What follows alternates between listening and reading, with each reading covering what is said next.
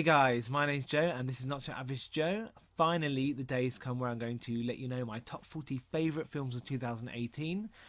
What has been many great films this year. The first thing I'm going to do is I'm going to let you know my top, well, from 10 to 5 of my top 10 films, and then I'm going to briefly go through a few select films from my top 40 that didn't make the top 10 but made the top 40, and then I'm going to go through my final 5 films and describing each one and why I chose them as my top 5 favourite films.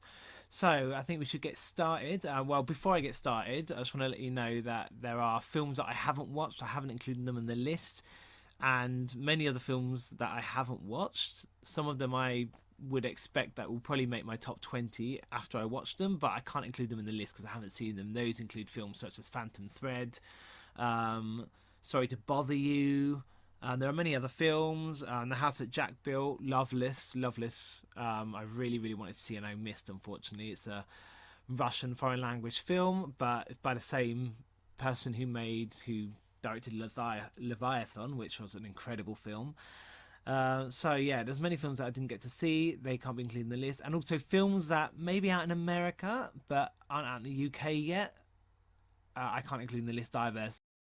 So I'm effectively doing a 2018 film list of the films that were released in the UK. So it's a UK release schedule, not the US release schedule. So Green Book, for instance, which isn't out in this country until, I think it's until February, that cannot, or maybe the end of January, that cannot make the list, unfortunately.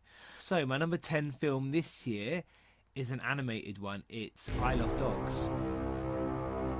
So, Wes Anderson's latest film, Isle of Dogs, was a fantastic film. I loved it. Funny enough, it's not my favourite animation. There may be one or two more animations in my top 10. You'll find out in a minute. But Isle of Dogs was just superbly animated. I love that style of animation, that stop motion style of animation that was used in his previous animated film, Fantastic Mr. Fox. And I absolutely love that film as well. It's not my favourite one of his films. It's near the top though. My favourite Wes Anderson film is, one of his most serious ones, or probably his most serious one, which is The Royal Tenenbaums. But I absolutely loved Isle of Dogs. Just the animation style was great. The humour, the way the script was written and the humour was on point. It's perfect. The voice acting was great, as expected, with his usual cast of people such as Bill Murray.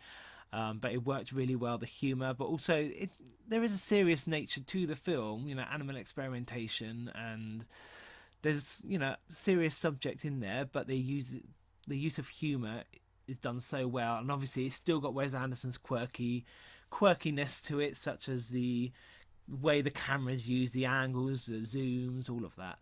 I love Wes Anderson films. Isle of Dogs is one of my favourites now. It's probably, I think it's my third favourite of all his films, but it's the top 10 this year. It's number 10.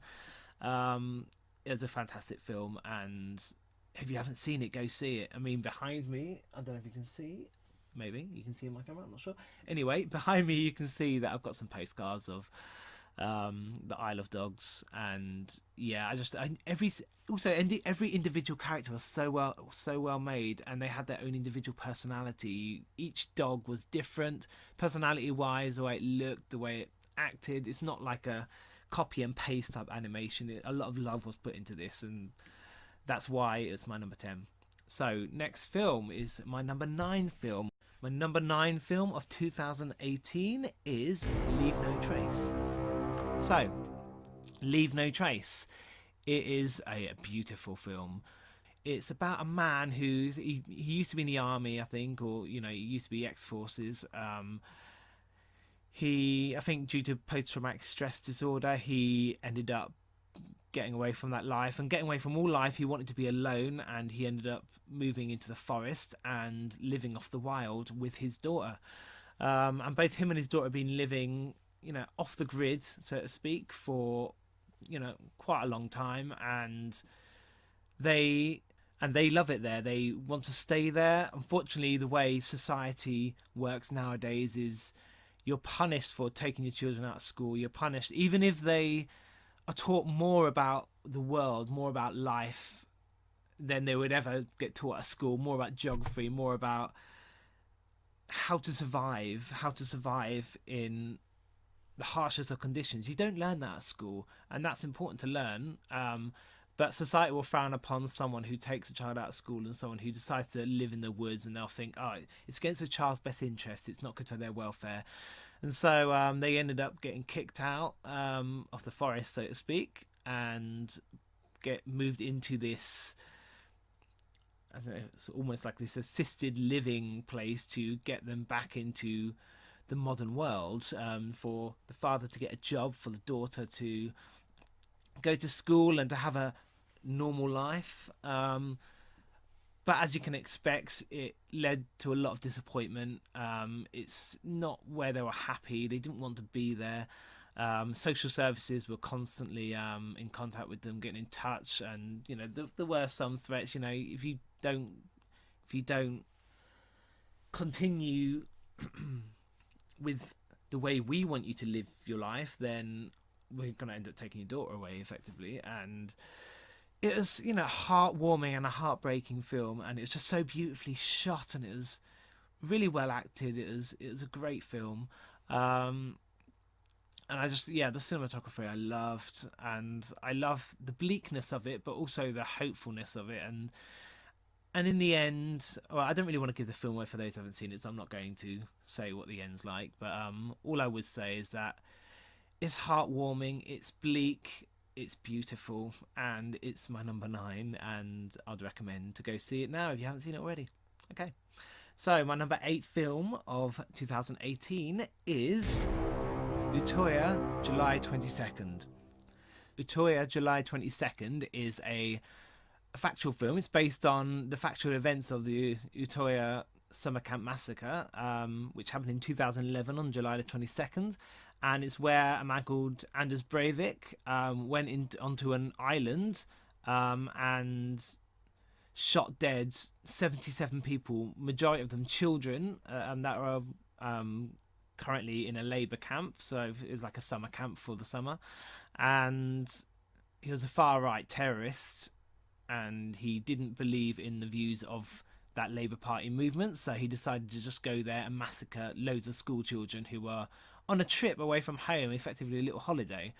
And it follows fictionalized characters with factualized accounts.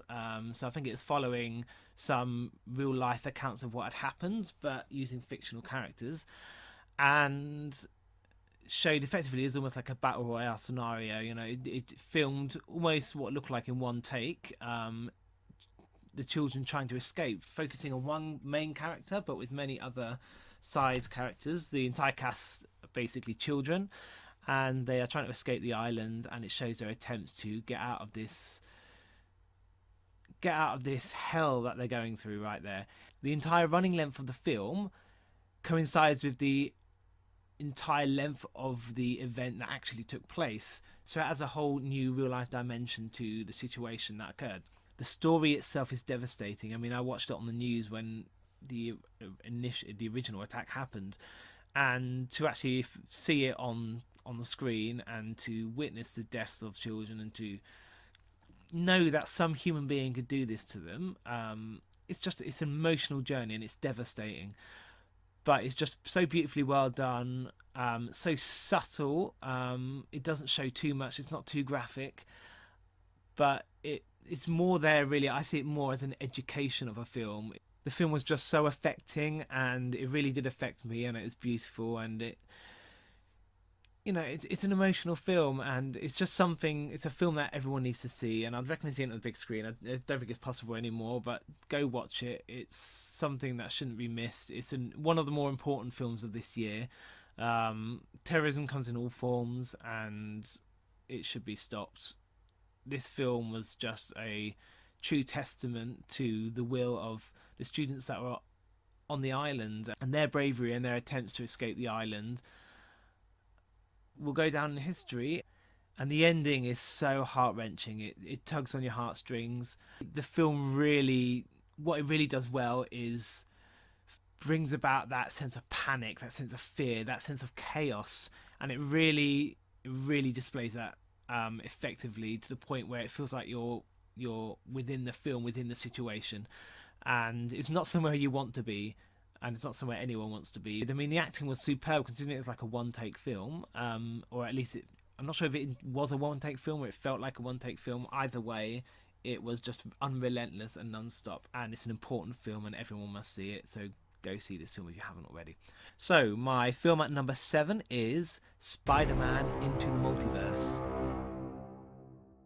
So Spider-Man Into the Multiverse, I'm gonna be honest, I'm not a massive fan of the other Spider-Man films. I'm not necessarily a massive fan of many superhero films. There are a few that I love, this year. There's only two that I was really that interested in, that I really enjoyed. One of them didn't make the top 10, but it is in my top 40, and that is Avengers Infinity Wars. And yeah, this one is my number 7. So Spider-Man Into the Multiverse. The animation style was superb. It's sort of like a new technique. So it's a mixture of old style animation with a bit of stop motion, and sort of, I love the glitchiness of the entire animation all the way through the film. It goes along with the theme. And just the story, the humor was so well placed, the writing was just amazing. The character of Miles Morales as Spider-Man, and the alternate dimensions, so to speak, and each different Spider-Man, Spider-Girl, other dimension Spider-Man was just on point. It's just amazing. It worked really well. There's so many laugh out loud moments in this film. And I love the story. It's just really, really well done. The animation, I just can't get over the animation. It's just so beautifully done. It's beautiful. And it reminded me a bit of Deadpool in terms of its comic timing, and in terms of the puns it uses, and the cultural messages it uses from other film and TV. And I really did enjoy it. And yeah, it's a family film. It's one for the family. It's not like Deadpool in that way, in that respect, but it's just so enjoyable to watch. And I've got friends that went to see it. They're not interested in superhero films at all, or even action films, but they loved it as well. And that's just testament to the writing and the animation style itself. So that had to be my number 7. That's my second animation in my top 10. Let's move on to number 6. My number 6 film is Land of Songhai. So, Land of Songhai.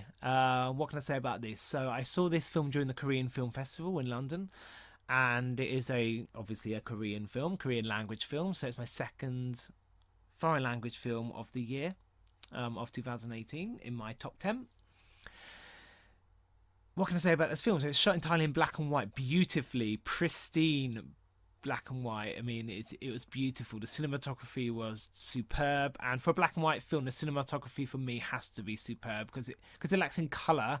You need to get something else out of it. So the style of the shot, the way the camera moves, the actual cinematography itself needs to be better, in my opinion, than in a color film, because you need something more to look at. The black and white itself alone doesn't make the visuals of the film. The story is what did this for me. So I like films for different reasons. My favorite film doesn't necessarily have to be the best written film. It doesn't necessarily have to be the best acted film. It doesn't have to have the most money spent on it. It doesn't need to be a blockbuster. Any film has potential for me to be a great film. So I enjoy films for different reasons. This one I enjoyed because of the story. A lot of the story of this film made me reminisce my own life, made me feel this feels like me. What the lead character is going through, in terms of she's going through money troubles, being able to find a decent enough job that pays decently, being able to find accommodation that she can live in, that she can afford. And it's about everyone around you having, or feeling that everyone around you has a better life, that they can afford things, they can live off the money they have. But when you don't have money in a world like today, it's very difficult. It's, I'd love for money not to be at the top of the list of things that I need, like many people. But unfortunately, you do need money in a society like today. Without money, you know, it's a shame that a lot of people nowadays feel that if you have no money, you're nothing. That's not true mentally, but it's in the physical environment, in the physical world. Without money, you don't have a house, you don't have food, you don't have accommodation, you don't have a life even. It's difficult. It's what's inside that counts, but unfortunately the inside, people on the outside can't see. It's all about material things nowadays, and it's a shame. But this film flows through that really well and really focuses on this, her their lead characters, this woman's desperation almost and exasperation at her life and how things are going. And she has many tragedies in her life. Many tragedies happen throughout this film, but it has a, you know, it has a nice sweet ending. I thought the film, it's just, for me, it's all about the story of this film, and you know, it made me a bit emotional, I have to admit. But the way it's shot, just the beautiful cinematography, the black and white, which is so clear and crystal clear, and even the supporting actors of her friend, and she doesn't feel that people notice her or notice how much she's struggling. But it also focuses on how some of her friends feel that exact same way, even if they have more money than her, and have more possessions and have more to live for, effectively. And it's just really open and really raw, but a beautiful film. And once again, please go see this film. I'd recommend it. It's, you know, there's a lot of people that, especially in the English language world, especially in the US or England or Australia, whatever, that, you know, only watch English language films, and that's fine, that's perfectly fine, but there's so much more out there, there's so much more to see. And many foreign language films make my favourite films of the year every year.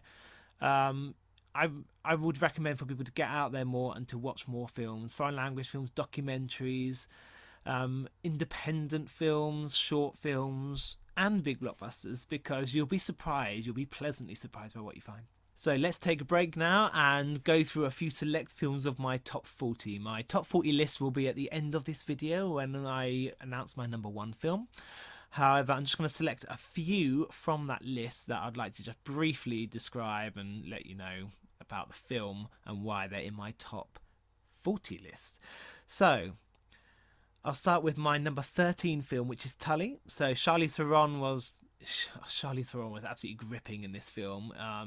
She was amazing. Her performance, she was highly convincing as a mother, pushed to her limits, both mentally and physically, with having to manage day-to-day life as a mother, cleaning the house, trying to do everything non-stop. And she's exasperated as a result of it. Her acting was incredible in this. I thought she was great. The first 6 months of the year, this film was in my top 10. Unfortunately, so many good films have come out since then. Number 13 out of 40, though, of my top films is not bad at all. Charlize Theron really pulled this film through, and the twist ending at the end is just, I was not expecting it, and it works so well with the story, and it's not what I expected, but I'm glad the ending was the way it was. The whole film itself is about Charlize Theron, and she hires a nanny, and that nanny helps her to effectively rebuild her life and rebuild her mental state to that of someone who she feels is more sane, effectively. And she's able to go out more and have more fun, and, you know, it doesn't necessarily turn out that way or as she planned, but it's a great film, and I'd recommend seeing it. My number 11 film in this list is Coco. So Coco is, I'm sure you already know, a Disney Pixar film. It was one of my favourite films this year. I loved it. It just missed out on the top 10. It's the only film this year I think I cried during. It's the only film I actually, at the end, was flooding the cinema. It's a beautiful film, so well done. As many Pixar films are, I love Pixar. The music was superb. I just love the faithfulness to, the story, the celebrations of the Day of the Dead in Mexico. and I know it's very popular in Mexico, and it's testament to the the way it was done, and it used actual Mexican actors and Latino actors to voice the roles, which, as far as I'm concerned, is a must do in a film like this. The songs were great. I love the songs, particularly the last song, Proud Corazon. In the last scenes, that's where it got really emotional, and it's just a beautiful film, and it's all about family, and that when they die, they're never forgotten. They're still there. They're still with you in your heart, and that message was, it's that message is just out there and beautiful for adults and children alike. So, and that message appealed to both. Almost made my top 10, but I couldn't get all the films in, unfortunately. My number 16 film is Revenge. So, Revenge is like a rape, revenge, exploitation film. In very reminded me quite a bit of such directors as Quentin Tarantino or Robert Rodriguez. There's many great talented sort of directors out there that love film, but like old films that aren't necessarily the best acted or the best filmed, that had the most money, but they're quite art housey, sort of grindhousey type directors. And this film feels a bit grindhouse. I do like it. It's very smooth. It's filmed a lot smoother than any grindhouse film would be, and it is an exploitation film, but it has like a bit of a feminist stance to it as well. So it's about a woman who gets assaulted by her boyfriend's two friends in a house, and rather than defend his girlfriend, he effectively, with his two friends, plot to kill her, so that she doesn't speak out about it effectively. But she survives. She survives that murder attempt, and she goes out on a bloodthirsty revenge-fueled journey to kill all three of them and to rid them from this world. It's very, there are many faults I can see in this film, as in, that wouldn't happen in real life. That makes no sense to me, but it's enjoyable, and it's really, really brilliantly, really, and it's really brilliantly directed. And it's really brilliantly directed by Coralie Forget, and it's performed so well by Matilda Lutz that I just recommend going to see this film. It's an action-packed revenge film, and I've never seen so much blood in my life come from a human body effectively in this film. You don't necessarily see it. It is quite graphic. It was an 18 film released in the UK, but it's just a bloody beautiful, messy, beautiful film. Go see it. Right, number 17 in my list is Lucky. So Lucky is Harry Dean Stanton's last film. A superb film. I personally think it's Harry Dean Stanton's best film performance, in my opinion. He was great in it. It's just so subtle. His acting is so subtle, but so well done. It's an emotional film. It's an emotional roller coaster with this one. It's a bit slow paced. Some people might think it's too slow paced for them, but the story's very simple. I really liked it. I thought the setting was great. It's basically set in the desert, in a small little village town, in a small little traditional American village town in the desert. And it's about an old 90-year-old man. It's Harry Dean Stanton's last film. He died at the age, I think, 90 or 91 in 2018. So this film's about an old man who's just going about his day-to-day life. He's just walking around. He sort of has the same sort of type of routine. He goes into the diner and gets a drink, and then he goes to the local store, and then he has a little chat, and then he goes back home, and then back out, and then home again. He has an exercise routine in the morning. It's very very linear day-to-day life, and he doesn't seem to get out much. Well, he doesn't seem to have many people that are that close to him. He does go to the bar and chats to a few people at the bar, and he does have a bit of a volatile, sweary personality.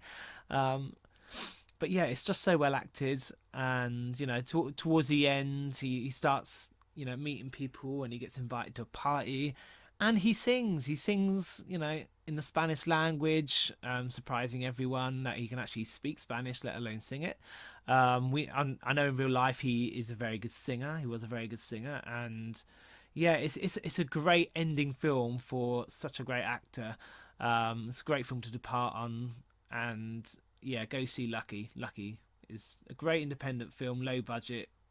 Doesn't matter if it's low budget. It's a great film, and it's really well shot. It's really well written and filmed as well. So, number 19 on my list is The Rape of Ressie Taylor. So this is, for me, in my opinion, the most important film of the year. So it's a very important, beautiful film. It's important to go see this. A documentary. It revolves around Ressie Taylor, who in 1944 is gang raped by some white men in Alabama, in rural Alabama. And it follows Ressie Taylor, who, unlike most who would not stand up, most black women who wouldn't stand up and risk her family being targeted or her being targeted again, she stood up for herself, and she let the police know, let the press know, I will not stand for this. I was raped by these men. These men need to be brought to justice. And she was an incredibly brave woman. So it's such a beautiful film and a harrowing account of what she had to go through to get some form of justice. And even now, there wasn't, justice isn't really materialised in terms of her case. However, Rosa Parks became involved in her case, and it was highly publicised in black news, but in white news and across white media it was not reported on at all, because this is Alabama. This is in the South in 1944. This is in Alabama, and it was quite a racist time in history in Southern America, in Alabama in particular, in this case. And it was an unfair society where black people were still being turned away from areas that only white people were allowed to go into, and it's complicated mess, and there's still issues today. But it really focuses on the bravery of Ressie Taylor, and Ressie Taylor as a human being and as a person, as a human, not a black woman, as a woman, as a race shouldn't come into these things, but in this case obviously reflects the need for more focus on many of societal's faults that happen today, whether it's sexism, racism, homophobia. Ressie Taylor was one of the pioneers of the Black Power movement, the movement to portray black people in a better light, for equality, to be treated with equal rights to white people. And it was a case that really helped change some laws and some legislations in Alabama, where she is from. And she didn't even die that long ago. She's only recently died, and her legacy is remembered in this film and will be hopefully remembered in Alabama. And the more people that watch this, the more people will know who this remarkable woman is. And it's an educational documentary, so to speak, and it's harrowing, but there's also a hopefulness to it that things will be different in the future, and things are changing, and she has helped to pioneer these changes. So I'd recommend this film highly. So my film at number 21 on the best films 2018 is Apostasy. So this is a British film. So this is a film about religion, about Jehovah's Witnesses, and yeah, it's a remarkably subtle but well-made film. It's a sort of a independent British film. It is superbly, and I mean superbly, acted by Siobhan Finnegan, who plays the mother of a couple of daughters who let's put it this way: it's a family of very, very strict Jehovah's Witness, and one of the daughters sort of left and became more socialized in the outside world, and has effectively been disowned by her mother, to a degree, and by the society she grew up with, the Jehovah's Witness Society. And almost like Scientology, where, you know, if you try to speak to people that aren't Jehovah's Witnesses, or you try to get out of that cycle, you're sort of disowned. And it's not very nice. It's made by I think it's written or directed or both by an ex-Jehovah's Witnesses or an ex-Jehovah's Witness. So it's as much a factual film, a film based on factual events, than, you know, a fictional account. But yeah, Siobhan Finnegan's acting is incredible in this. She plays the strict, unforgiving role of a mother who cannot seem to realise why her children don't want to listen to her every word and to follow her every move.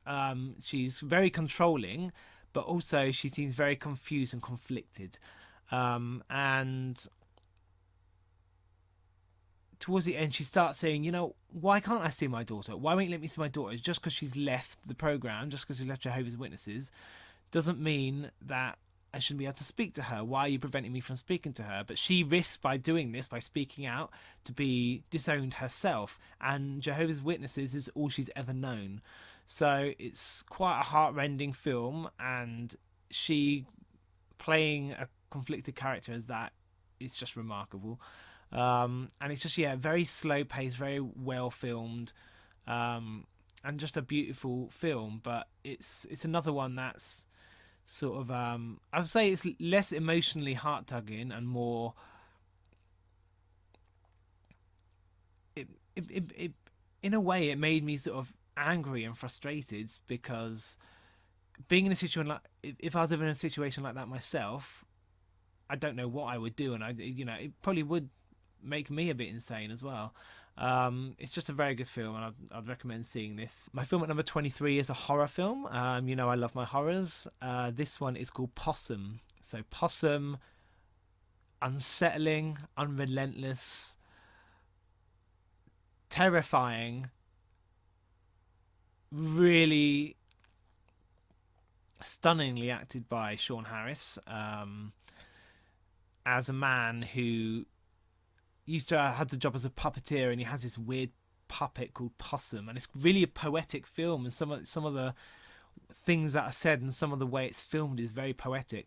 But this puppet basically goes around and stalks him and haunts him, and he tries to get rid of it, and it comes back. It seems to come back. It's in the form of this weird, messed up sort of spider-like creature with a human face. That's basically what this puppet is like. I think he's, how he used to entertain children with that, I don't know, but anyway, and it's really interesting, and it delves right into his mental state, and whether he's done the things that the police are looking for him.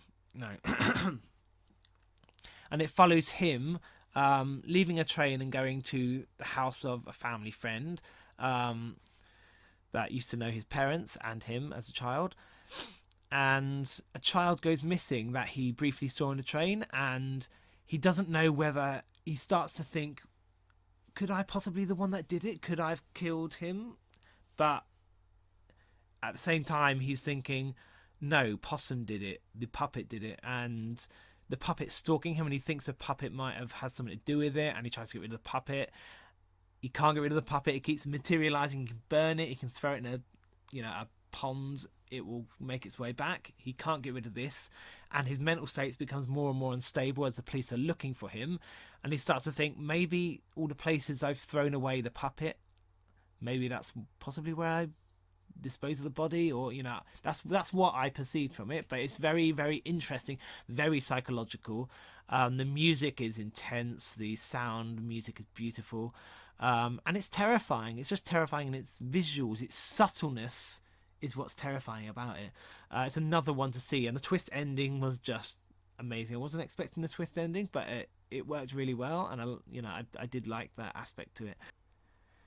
Last but not least, I'm going to talk about my number 27, which is Bad Times at the El Royale. So Bad Times at the El Royale, great film. It's had mixed reviews from critics, but I really, really loved the story. It's a bit slow at first, but it really got in there, and just the mystery of it. It's very psychological, mysterious film, like sort of crime drama thriller, so to speak.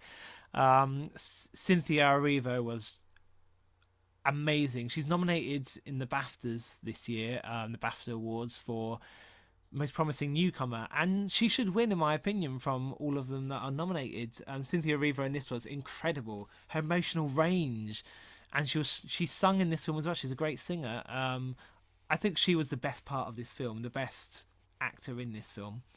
But either way, you've got Jeff Bridges in there. Every character is playing a different person, and they all have secrets, and all the secrets intertwine within this film. And the ending was a bit weaker, which is why it didn't get further up my list. I thought the ending was weaker, and it didn't fully mash together, so to speak. But I thought I did really love this film, and I wish I got to see it again. Most of the films in my list I see more than once. Usually the second time they're better, and I notice more things which enable me to like it more or to hate it more, depending on certain films, and Suspiria is in that list. However, yeah, go see this film again. You can make up your own mind whether you agree with me or not. You can let me know on the comment section. Let me know about any of the films in the comment section if you think should be in there, that in your opinion, or anything you agree with me on. I'll be sure to reply to you, so yeah, let me know. Okay, back to my final 5. So at number 5 is Cold War. So Cold War is a Polish film directed by Paweł Pawlikowski, and it's shot in black and white, as you can see by my t-shirt. Yes, it is for Cold War. And I really enjoyed this film. It was very bleak, I would say. It was a bleak film. Although the writing is quite basic in a way. It's a relatively basic story of a woman called Zuzanna who develops a successful singing career, starting in Poland in a choir that she was successfully cast in, leading up to her solo career while she was in Paris. But along with a volatile love story between her and Victor, which she was sort of in an on-off relationship with him, and it was volatile, and it goes around following them in their bleak lives, where not many things seem to be going right for them, or not the way they planned at the very least. In the outbreak of war, they might have had to leave the country and not allowed back in, or they're being looked for abandoning the army or wherever Victor was stationed. It's a bleak film, and the bleak, poetic visuals, black and white, pristine visuals of this film really go hand to hand with the performances of the actors and the basic storyline, which really, really works. I mean, there's as much story in the visuals as there is in the writing itself. The ending was very bleak, but worked really well, and there's been many questions on the ending. It's for me the best foreign language film this year. The top one for me, my second favourite was Land of Songhai, which is gone, and my third favourite was Utoya, but on there we got Shoplifters and a few other films as well. So there's a few foreign language films in my top 40. This one, though, pipped the rest with its sheer beauty and sheer bleakness of the story, which matched so well and just left me stunned when the film finished. So it's a call out to Paweł Pawlikowski, who also directed Ida. Ida was my favourite film of the year when it came out, and it won the Oscar for foreign language film. I hope that Cold War wins the Oscar for foreign language film this year as well. It's just, yeah, it was superb, and he knows how to make a film, and it was very art house, very artistic as well. And like I said, it was very poetic, and it's just the rural bleakness even in the scenes set in Paris and in other parts of the country, it still had a rural bleakness to it, and it was just superb and one to recommend, one to watch. Now, at number 4 is First Reformed. So, First Reformed, the best film by Paul Schrader in years. I mean, stunning. Brilliantly acted by Ethan Hawke and Amanda Seyfried. Ethan Hawke played the Reverend Ernest Holler, I think it was Holler. And he's a man of faith. He's a man who... He runs this small chapel where he lives... but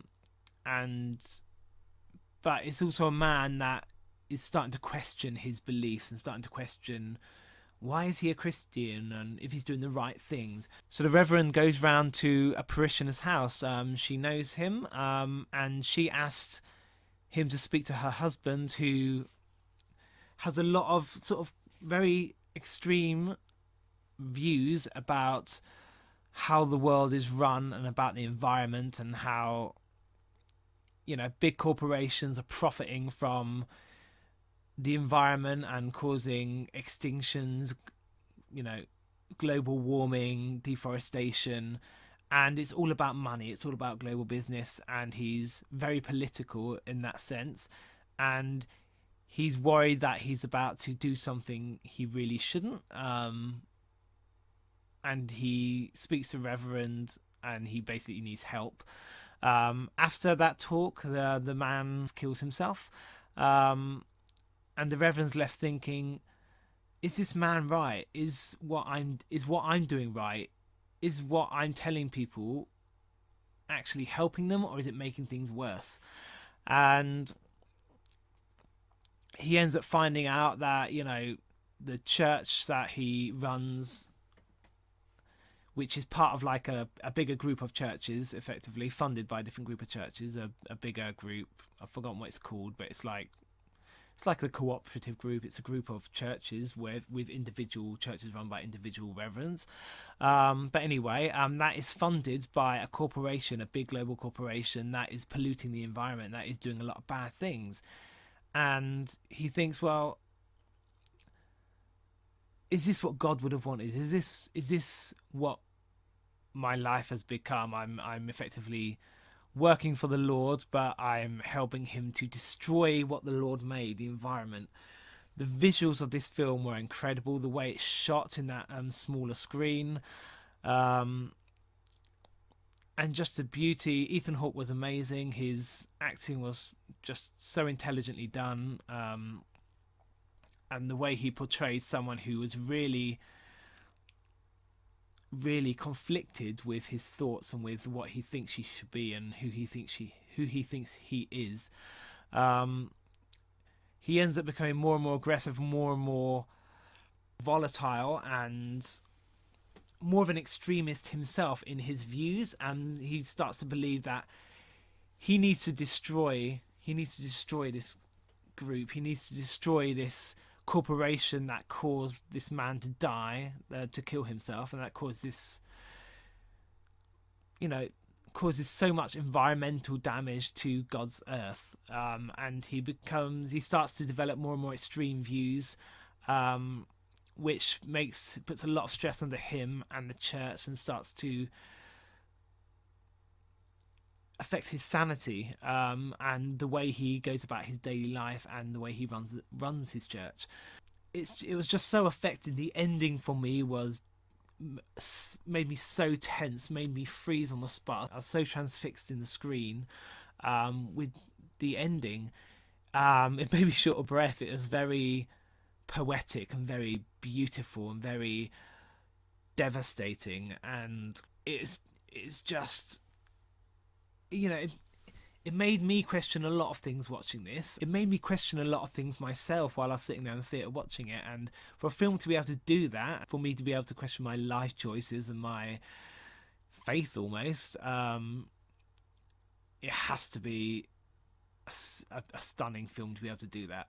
And on the visuals alone, it's in my top 10, but for the affecting story and the way it's portrayed by the actors, and by Paul Schrader, who is a fantastic director. He's directed many great films.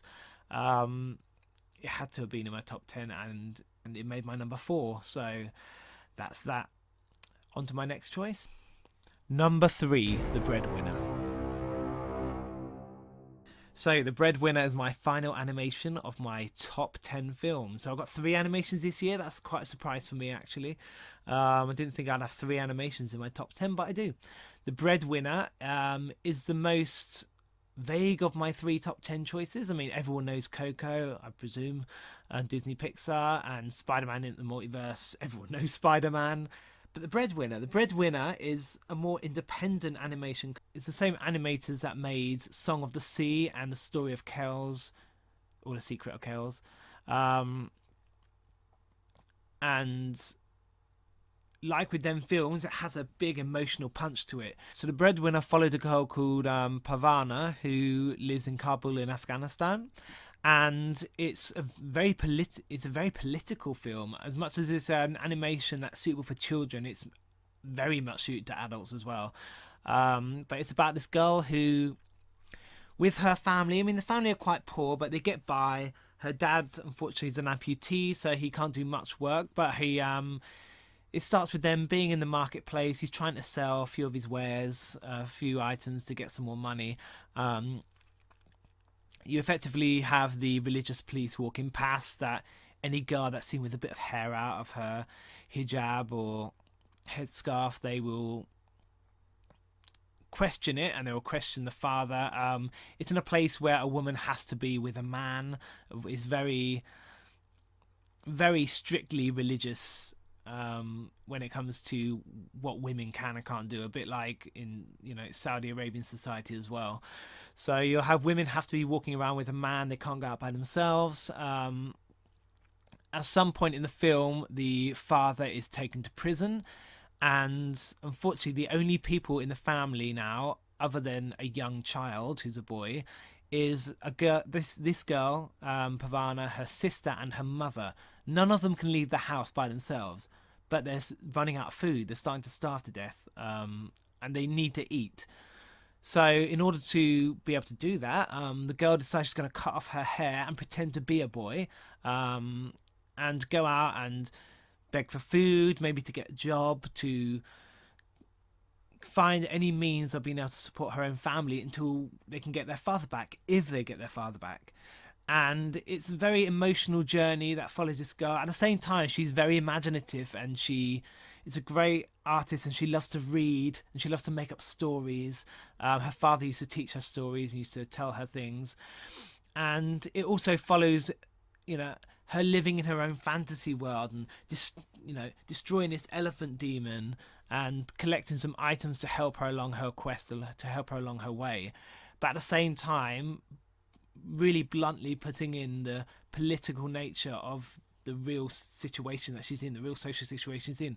At one point, she went out with her mother, and her mother was beaten, and told never to come out again without a man, effectively there. And she also finds that she's not the only one. There are other girls pretending to be boys there as well, that don't necessarily have a father around to support them. And it's just a beautifully animated film. It's like traditional animation. The colours are sublime. It's a beautiful, beautiful film. It reminds me a little bit in the way of The Never-Ending Story, in terms of a boy that, to get out of the real life situations of this world, goes into a fantasy world while reading, and sort of to be able to save the lives of others in this fantasy world. He saves his own life and helps himself in the real world, and that's sort of what it reminds me of a little. And yeah, it's an incredible film. Go see this film. I couldn't recommend it highly enough. The Breadwinner, much like its predecessor, when I saw Song of the Sea, I cried at the end of this one, at the end of Song of the Sea. I didn't cry at the end of this one. There's only one film that made me cry this year, which was Coco. I've already mentioned that. But it made me tear up. It was a beautiful film, and her quest to get her father out of prison as well. It's just one that's highly emotional, and it's very, very indicative of today's times and what's happening in the world today, and what it's still happening in rural parts of Afghanistan, where this real sort of strict version of Sharia law is still taking place. And it used to be a freer country, a bit like Iran before the revolution. It was much freer for women. And it's as much a feminist film as it is a film about war, a film about grief, a film about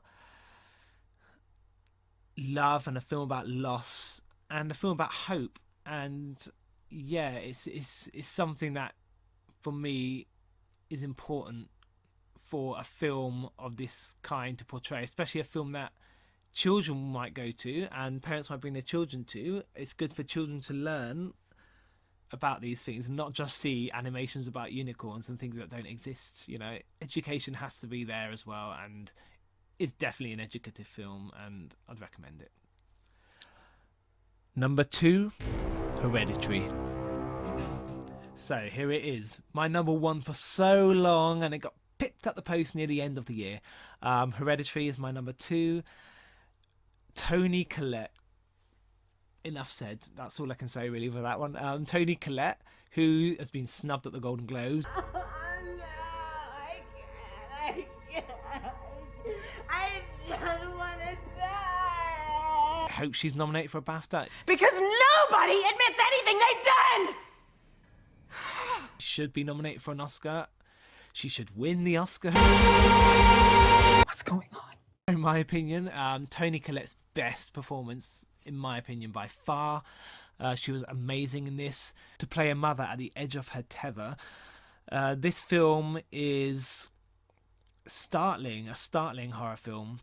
Very well made, very well written. A lot of people weren't too sure about the ending. I loved the ending. I got a lot of mixed messages from that, but the second time I viewed it, I felt that I understood exactly what it was trying to portray. It's about a family where there's a lot of secrets. The mother, who's like a model maker, her own mother's just died, and she never had a great relationship with her mother. It starts turning out towards the film that her mother was not all who she seems, and nor was her daughter. And unfortunately, due to the death of her daughter, it starts going worse and worse and worse for her. She starts to lose her mind. She wants to see her daughter again. She wishes she had a better relationship with her mother. She wishes she had a better relationship with her son, who she also doesn't have the best relationship with. And her husband are arguing. The family starts to break up, and rifts start appearing, but it's a result of something supernatural happening around the house, and the grandmother that died and the daughter that also died have something to do with this. The daughter also had a better relationship with her grandmother than she did with her mum, and there's a reason for that. I don't want to get into too many details for those that haven't seen the film, but it's just so well done. The tension, my hairs were on end through a lot of this film, and the music was really effective for a horror film. It scared me quite a lot. There were some jumpy bits as well. You have to have a couple of jumps in a horror film. It doesn't have to be all creepy fear throughout, although that's the best type of horror film, is one that's psychological and one that creeps you out more than makes you jump.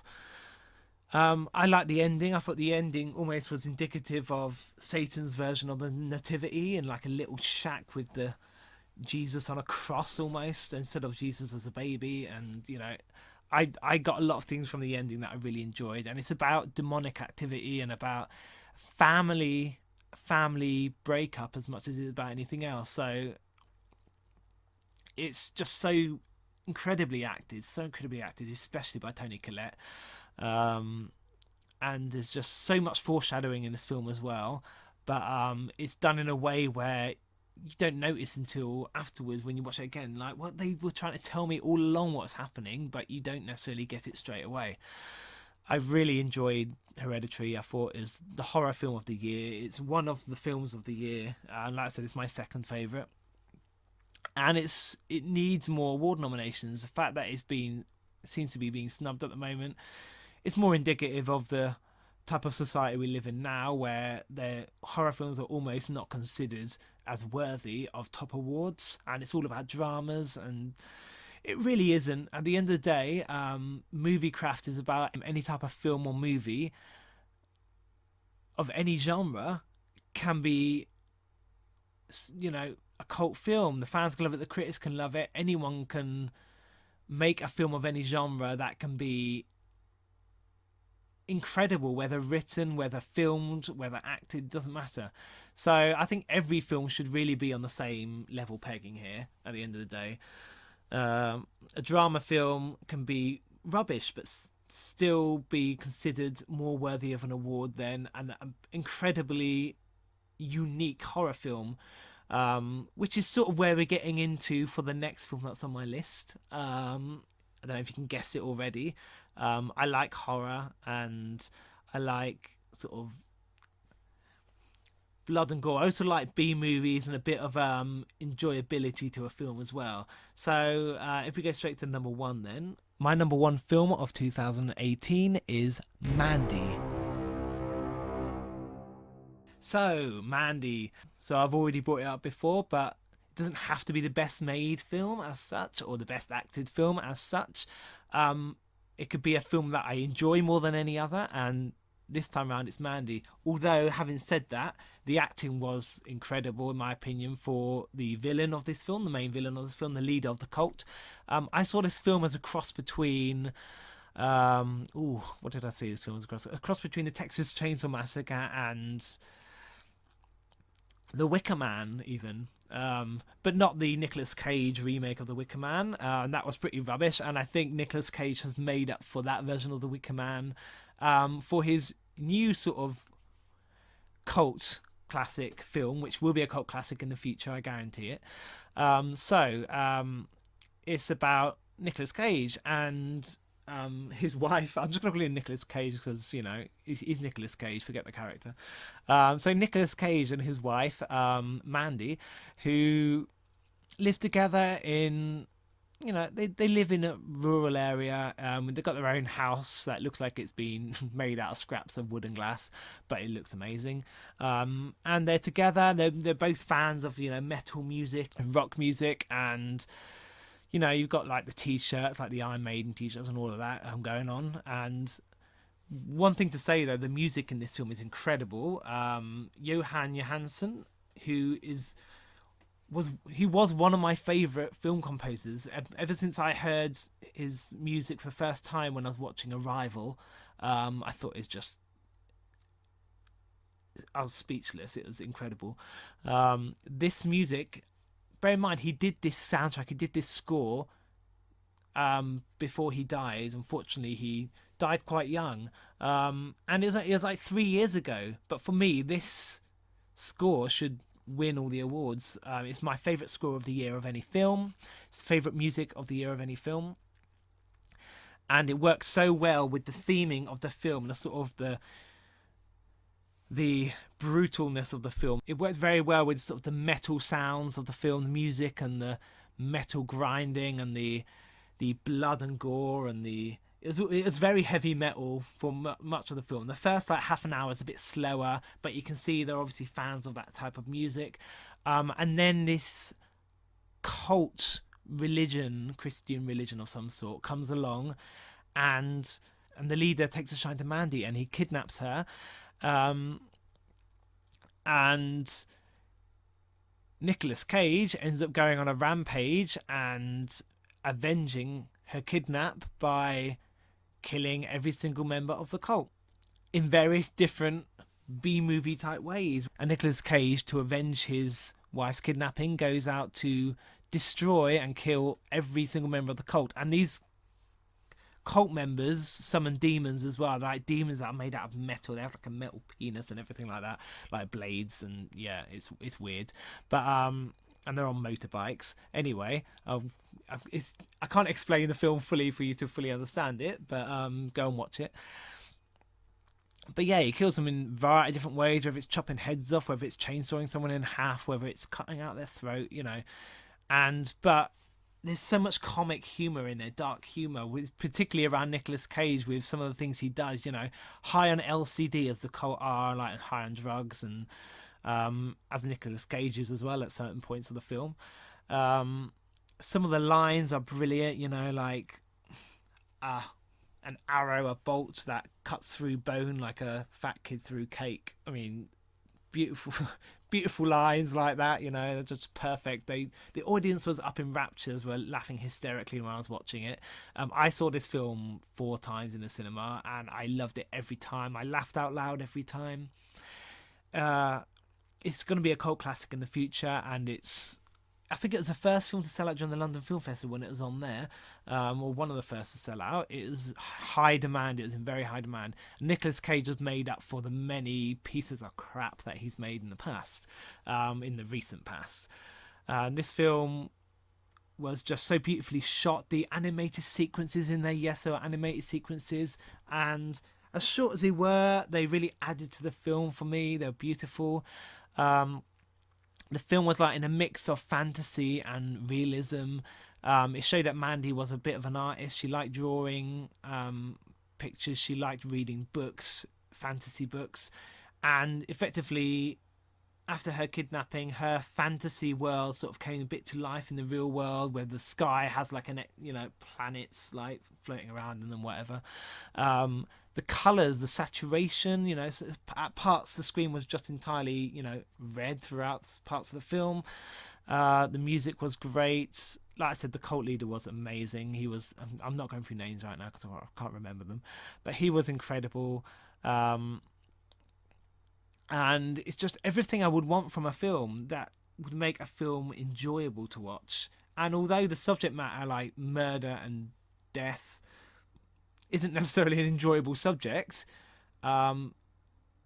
seeing that revenge and adding the humour to it as well and the lines, it just made everything enjoyable to watch. Enjoyable doesn't mean, oh, you're happy with everything that's happening, but it's just a film that I had to watch again and then again and then again.